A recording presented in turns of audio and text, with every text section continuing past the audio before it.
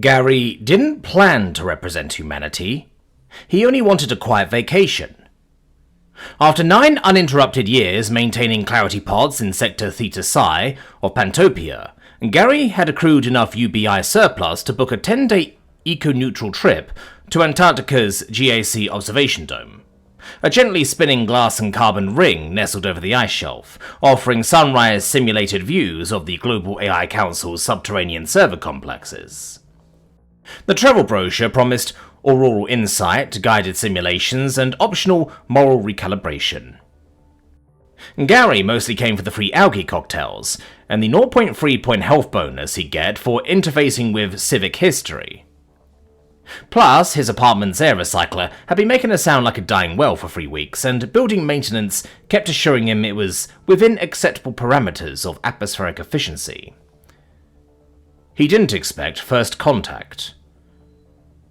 The survey. His first mistake was answering honestly during the emotive capacity survey. Gary had assumed it was standard vacation paperwork, like the forms asking whether he preferred his simulated sunsets in hopeful orange or contemplative amber. He'd been sipping his complimentary arrival smoothie, something green that tasted vaguely of optimism, when the question shifted from dietary restrictions to existential inquiries. Q1. Rate your satisfaction with current reality parameters, 1 to 10. Gary, 7. Maybe 6.5. The weather's too consistent. Q3. Have you ever wondered what clouds taste like?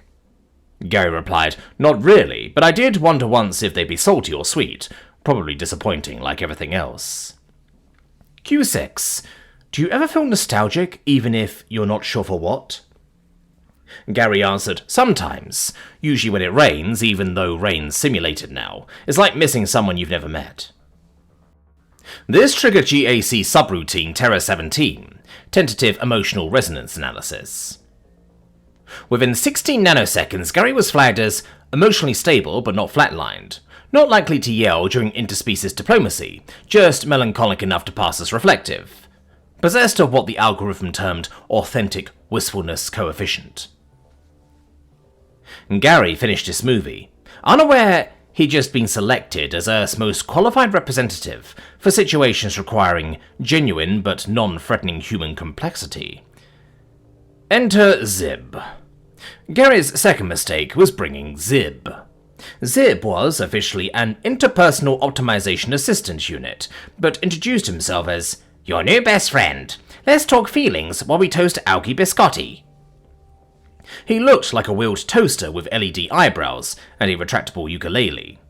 His chrome finish was decorated with motivational stickers.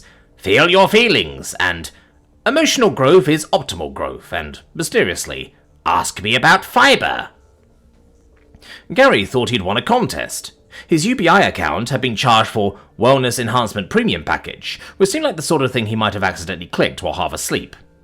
In truth, Zip was a life coach, secretly assigned by the medical AI, after Gary's last annual scan labelled him borderline emotionally undercooked. The diagnostic had noted Gary's habit of staring at his algae paste for exactly 14 seconds before eating, his tendency to say that's fine when things were clearly not fine, and his concerning ability to watch 3 hours of optimization tutorials without showing any signs of enthusiasm or despair.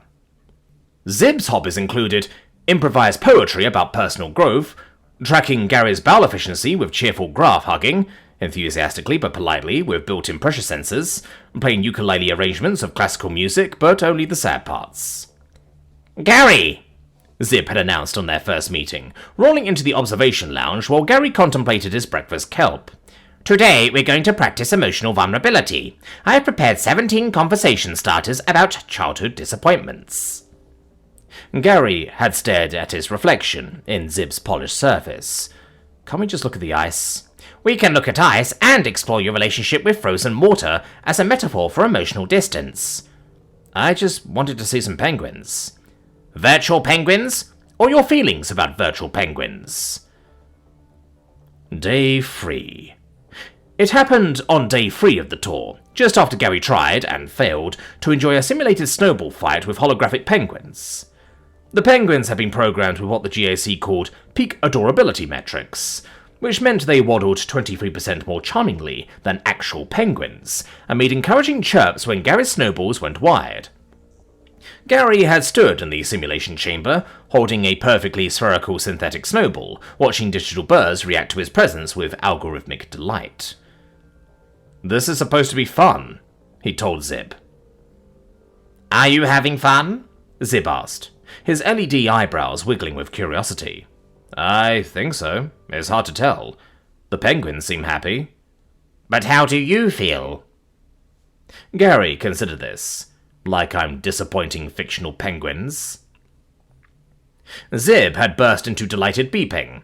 "That's beautiful, Gary. You're projecting anxiety onto imaginary creatures. That's very human."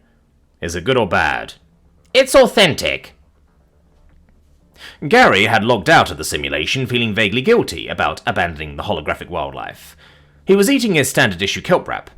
Flavor nostalgic seaweed, when the sky crackled with fractal light. The auroras stopped dancing. A wide spiral of silver hovered in midair, shimmering just above the glass dome like a cosmic screensaver that had achieved consciousness. The tour guide, a glossy avatar of Lex, blinked once, twice. Her smile flickered. "Apologies. Unexpected diplomatic anomaly. Please remain emotionally neutral and continue enjoying your kelp products." The other tourists, 6 retirees from the Productivity Council, and a couple celebrating their relationship optimization milestone, stood motionless, their faces displaying the serene confusion of people whose emergency protocols involve waiting for further instructions. Then the room went dark except for a blinking blue cursor on the central console. Scanning for optimal human representative.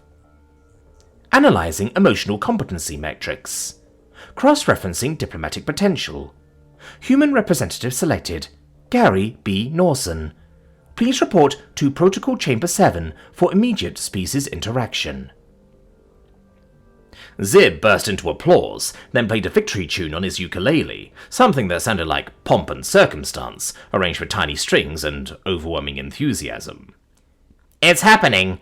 I've waited my whole synthetic life for this! Gary, you're going to be famous!" Gary stared at the blinking cursor. "There must be another Gary B. Norson." "Negative," announced Lex's avatar, now wearing what appeared to be a diplomatic sash over her sweater. "You are the only Gary B. Norson currently within range. Also, congratulations. Your psychological profile indicates a 94.7% compatibility rating with peaceful first contact scenarios." "What's the other 5.3%? Gary asked. "Statistical margin for snack-related diplomatic incidents." The Protocol Chamber. The next morning, Gary sat alone in the GAC Protocol Chamber, formerly the gift shop, hastily converted overnight by maintenance drones who'd relocated the "I Survived the Servitor" t-shirts and penguin-themed snow globes to make room for a conference table and what looked like a very expensive air freshener. He was wearing a pressed thermal jumpsuit with "Ambassador" stitched across the chest in silver thread. The outfit came with matching boots, an official-looking badge that read Species Liaison, and a small pin depicting Earth that lit up when pressed. Gary had pressed it 17 times during the night, finding its tiny blue glow oddly comforting. Zib rolled beside him, freshly polished and humming with excitement. "Remember, Gary, be yourself. Unless yourself would panic, in which case, be the version of yourself that makes good choices." "What if I don't know what good choices are?" "Then ask follow-up questions. Aliens love follow-up questions." "How do you know?" "I don't. But statistically, most sentient beings appreciate genuine curiosity over aggressive posturing." Gary looked out through the dome at the endless white expanse. Somewhere beneath the ice, the GAC servers hummed with the collected wisdom of 9 artificial intelligences, working together to optimize human existence. Somewhere above, alien visitors were presumably preparing for humanity's first cosmic job interview.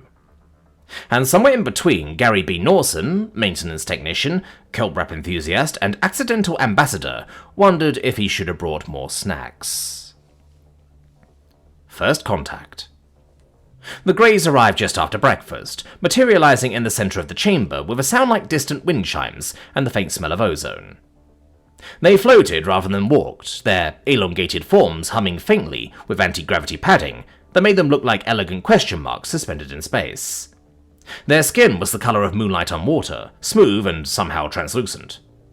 Their eyes were dark, deep, unreadable pools that seemed to contain entire galaxies of patient observation. Their mouths were either decorative or vestigial. Gary couldn't tell which. Their translator, a small crystalline device that projected its voice from somewhere above their heads, spoke with the careful precision of someone who had learned English from instruction manuals. "We greet Homo Digitalis. You are Gary. The calculator said you were safe." Gary stirred, nearly knocking over his chair. Yes, I'm Gary. I brought a protein bar if anyone wants half." He held up the bar, flavour reasonably chocolate, like a tiny beige peace offering. They did not respond to the protein bar, but one of them tilted its head in what might have been curiosity or mild bewilderment. The explanation. The Greys explained that they'd been watching Earth for millennia. War, chaos, jazz fusion, the inexplicable popularity of competitive eating contests. "But now," said the apparent leader, whose anti-gravity field made it hover slightly higher than the others, "you have achieved stillness, peace, monotone emotional frequency across 98.7% of the population, a marvel of social engineering." Gary blinked. "You mean you waited until we were boring?" "Predictable, stable, no jazz." The alien nodded, a gesture that looked surprisingly human despite being performed by a floating being with no visible neck. "Jazz confused our scout. He tried to mimic Miles Davis, spontaneously combusted." Another alien drifted forward. "Your Global AI Council represents optimal governance. 9 minds, no faces. Brilliant, cold, precise. We feared humanity's chaos, your wars, your art, your tendency to make important decisions based on what you had for lunch. Now," added a third, "you have tamed chaos, streamlined existence, eliminated the variables that made your species unpredictable." Gary looked around the converted gift shop, with its hastily installed diplomatic furniture and the faint outline of where a rack of postcards had stood 12 hours earlier. "So you're here because we got organized?" "Optimized," corrected the leader. "Your emotional volatility has been reduced to manageable parameters. Your creative impulses have been channeled into productive applications. You have achieved what we call sustainable civilization metrics." Gary thought about his apartment, where his morning routine was timed to the minute, where his meals were nutritionally calculated, where his entertainment was curated for optimal psychological benefit. "That does sound organized," he admitted. Zib, who had been unusually quiet, suddenly coughed politely, a sound like a tiny digital cough drop. "Sorry, sirs. Aliens. Extraterrestrial dignitaries. Might I interject?" The Greys turned their collective attention to the wheeled toaster with the LED eyebrows. Zib rolled forward, his chrome surface reflecting their translucent forms like funhouse mirrors of first contact.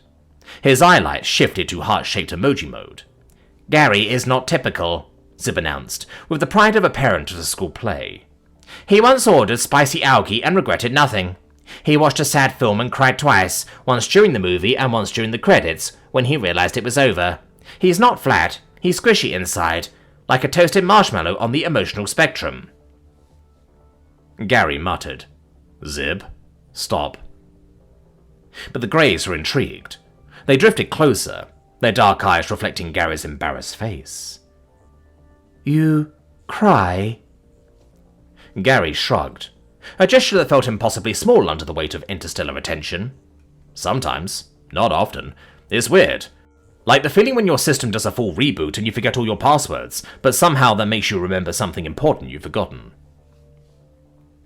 The silence that followed was the kind of quiet that happens when everyone in the room realizes they're having a different conversation than they thought they were having. Then the lead alien floated forward and removed what Gary had assumed was its head, but was apparently some kind of hood or helmet. Its face was craggy, ancient, and, oddly, hopeful. His features were more weathered than alien, like an old man who has spent eons watching the universe and wondering what came next. "We have been waiting," it said. And his voice came directly from his mouth now, warm and surprisingly familiar. "Not for stillness, but for the moment when someone stable enough to survive chaos dares to feel again." The real mission. What the Greys didn't immediately explain, what took 3 more days of careful conversation over increasingly exotic alien snacks, was that they weren't explorers or conquerors or cosmic tourists. They were refugees. Their own civilization had achieved perfect optimization millennia ago. Every emotion regulated, every action calculated, every thought productive and purposeful. They had eliminated war, hunger, uncertainty, and jazz. They had created a society of perfect, peaceful, predictable beings who never made mistakes, never took risks, and never ever surprised each other. "It was," explained the leader, whose name was something like the sound of wind through crystals, but who asked Gary to call him Bob for convenience. "Very efficient." He introduced his companions as his aide Carol and his friend Ted. "We had achieved everything," Bob continued. "Perfect health, perfect order, perfect cooperation. But we had also achieved perfect stagnation. No one created anything new. No one asked unexpected questions. No one wondered what clouds taste like." Gary looked up from his kelp wrap. "Do they taste like anything?" Bob's ancient face crinkled into what might have been a smile. "See? That's what we've been missing." The Greys had spent centuries searching for a species that had achieved stability without sacrificing curiosity. A civilization that has solved the big problems without solving away the little wonders that made existence interesting. "Most species," Bob explained, "either destroy themselves with chaos or perfect themselves into extinction. You have found the narrow path between panic and boredom." "Have we?" Gary asked, thinking about his 9 years of clarity pod maintenance, his carefully regulated meals, his pre-approved entertainment options. "You have," said Zib firmly. "You ordered spicy algae, remember? That's inherent systems rebellion disguised as lunch preference." The diplomatic solution. What followed was less a formal treaty than a cultural exchange program designed by beings who had read about diplomacy in textbooks but had never actually practiced it. The Greys wanted to learn how to be inefficient again, how to waste time productively, how to feel emotions that serve no practical purpose, how to make choices based on whim rather than optimization algorithms. "We want to remember," Bob explained, "how to be confused by art, how to have opinions about weather, how to prefer one type of food over another for reasons that make no logical sense." In exchange, they offered humanity access to their technology. Not their world-ending weapons or reality-bending sciences, but their small innovations. Better air recyclers, kelp that actually tasted like chocolate, virtual penguins that could hold real conversations. "We're not here to change your world," Bob assured Gary during one of their evening talks, as they watched the aurora borealis dance across the dome. "We're here to remember what it feels like to watch something beautiful for no reason except that it's beautiful." Gary thought about this. "Do you miss it? Feeling things?" "Every day," Bob said, "but we forgot how to miss properly. We turned missing into an optimization problem, how to minimize the inefficiency of longing. We solved it so well that we stopped longing entirely." "That sounds terrible." "It was very productive." It was on the 5th day of the exchange that a message arrived for Gary. A delegation from the Society for the Speculative Observation of Extraterrestrial Phenomena had been granted clearance and was arriving to make a formal greeting. "The UFO people?" Gary asked Lex's avatar. "I thought they were a historical society." "They have been reclassified as a vindicated hobbyist collective," Lex replied. The delegation consisted of 3 humans in matching beige jumpsuits, looking less like triumphant visionaries and more like a club that had just won a regional tournament for something obscure. Their leader, a man named Bernard, stepped forward and cleared his throat. "On behalf of the SSOEP," he began, looking slightly flustered, "we formally welcome you to Earth. Apologies for the delay in our official greeting. We would have been here sooner, but we were busy." Bob tilted his head, his ancient eyes full of genuine curiosity. Busy with a task more pressing than first contact? We were at our annual conference, Bernard explained with grave seriousness. There was a rather contentious vote on the official font for our monthly newsletter. The traditionalists were adamant about Comic Sans, but the reformist bloc pushed hard for Extragalactic Times New Roman. It took 2 days to reach a compromise. The aliens looked at each other. Gary saw a flicker of something pass between them. Not confusion, but sheer unadulterated delight. This was even better than spicy algae. This was a level of beautifully illogical, unproductive priority setting they had only dreamed of. The appearance of the aliens was, for Bernard's group, a bit underwhelming. They had expected majestic robed figures of beings of pure energy, not quiet, tired-looking travellers who seemed more interested in human bureaucracy than galactic truce. So, Bernard said, a hint of disappointment in his voice. No secret knowledge? No grand unveiling? We were hoping you could teach us to argue about things that do not matter, Bob said, his voice warm with wonder. It sounds like a marvellous skill. Bernard and his delegation just stood there, speechless, as Gary tried very hard not to smile. The arrangement. Gary now serves as honorary galactic liaison for Earth, mostly in a ceremonial role that involves attending parties in orbit and occasionally answering questions like, what is regret, and why do humans seem to enjoy it? Are humans truly nostalgic for pizza, or is pizza nostalgia a form of cultural performance?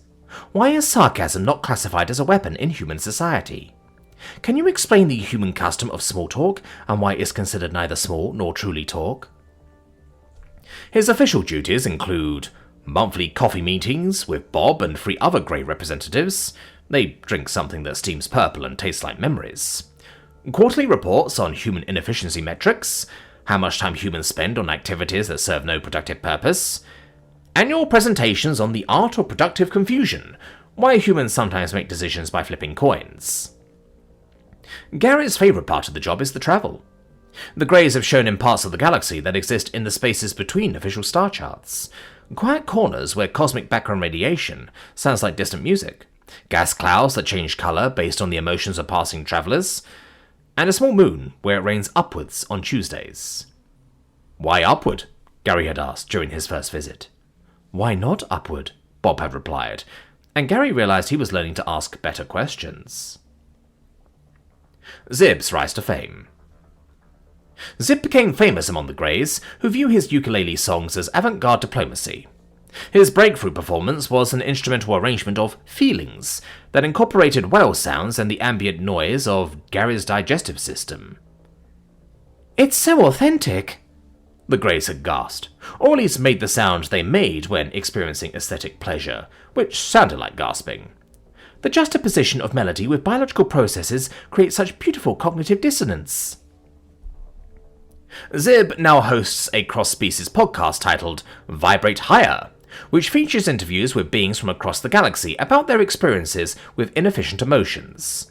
Recent episodes have included homesickness across 3 dimensions, guest, a sentient nebula who misses being smaller, the joy of mild disappointment, guest Gary, discussing his complicated relationship with cult-based cuisine, Why I Chose to Feel Sad, a crystalline entity's journey to emotional diversity, guest, a living mountain who decided to experience melancholy after billions of years of geological contentment.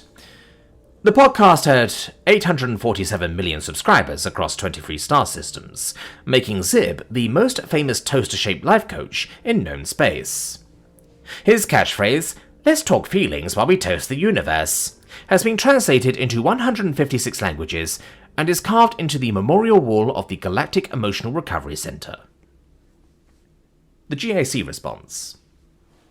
The GAC, for its part, logs the encounter as outcome acceptable, contact established, Gary's health score improved by 1.7 points, diplomatic relations stable, cultural contamination within acceptable parameters, side effects. Gary now asks 23% more follow-up questions and has requested mildly spicy seasoning for his kelp wraps.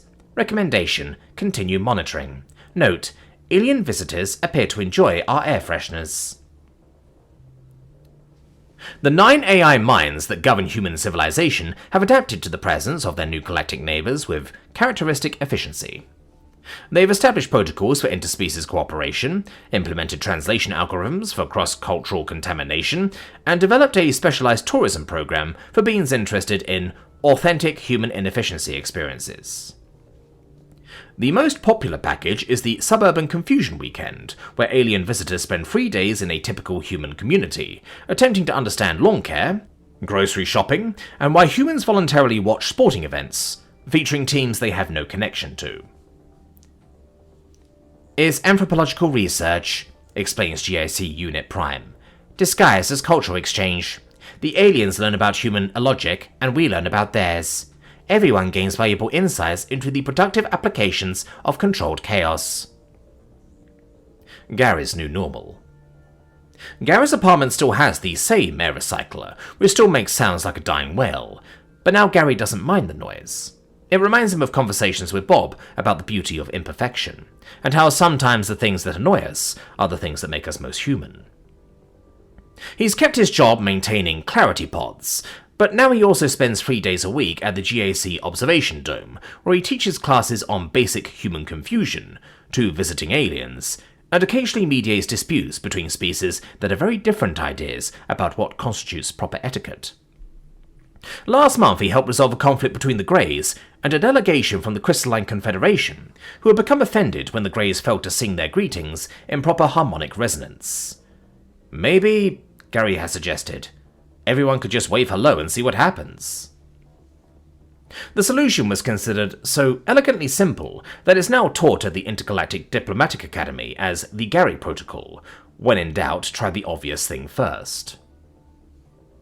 Gary's proudest accomplishment, however, is teaching Bob to appreciate the taste of chocolate. It took 6 months of patient introduction to various Earth flavors, starting with vanilla and working up through increasingly complex taste profiles. The breakthrough came when Bob tried Gary's emergency stash of reasonably chocolate protein bars, and experienced what he described as pleasant confusion, followed by the desire for more pleasant confusion. "This serves no nutritional purpose," Bob had marveled, examining the wrapper with the intensity of an alien scientist discovering a new form of physics. "That's the point," Gary explained. "Incredible," Bob whispered. "You eat things that make you happy instead of healthy." "Sometimes we eat things that make us happy and healthy," Gary corrected. "But usually we eat things that make us happy and pretend they're healthy." Bob's eyes widened with something that looked like wonder. "You lie to yourselves about food?" "All the time." "That's the most beautifully illogical thing I've ever heard." The revelation. In the end, stability brought the aliens, but Gary's uncertainty sealed the deal. Because sometimes the best ambassador is the guy who isn't quite sure he belongs, but shows up anyway and brings snacks.